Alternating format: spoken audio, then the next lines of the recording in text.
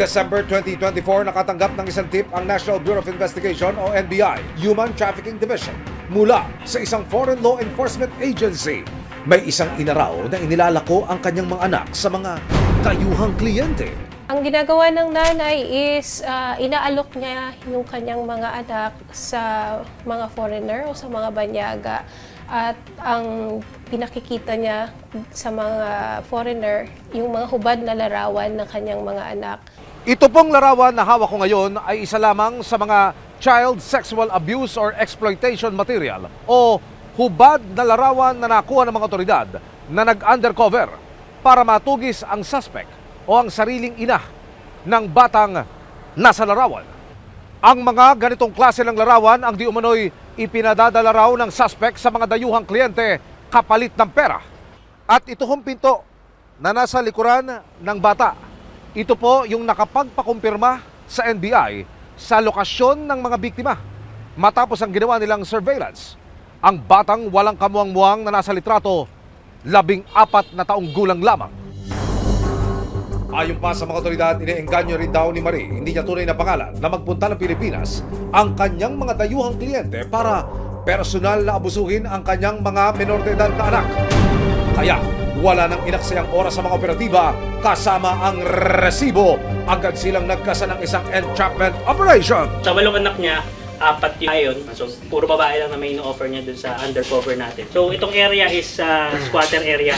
So, we believe na drug-infested din to. Tas ang risk involved dito sa case natin is puro kamag-anak niya yung halos na.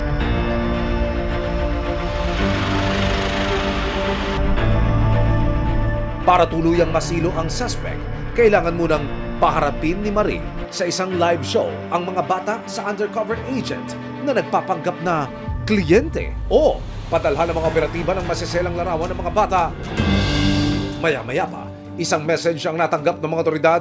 Ang suspect na si Marie at kanyang mga inilalako umunong anak online, ready na raw? Ilang saglit pa, iniharap na niya sa camera ang mga bata at tsaka pinakaway ng isa-isa. Ito na ang naging hudyat ng mga otoridad para sugurin ang bahay ng suspect.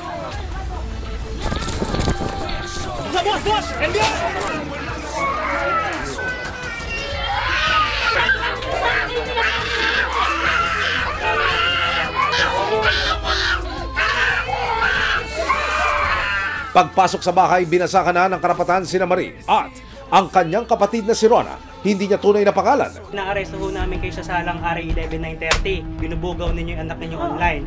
Ngayon, na-arresto ho namin kayo ha. Na-arresto ho namin kayo. May karapatan ho kayong kumuha ng sarili nyong abogado. Magkasabwat daw ang dalawa sa malanswang online negosyo.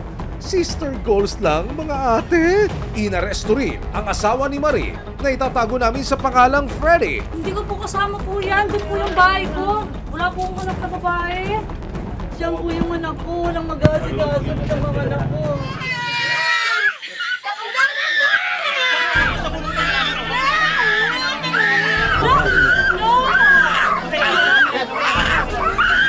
Sinagip ng mga otoridad at ng City Social Welfare Office o CSWDO ang mga bata.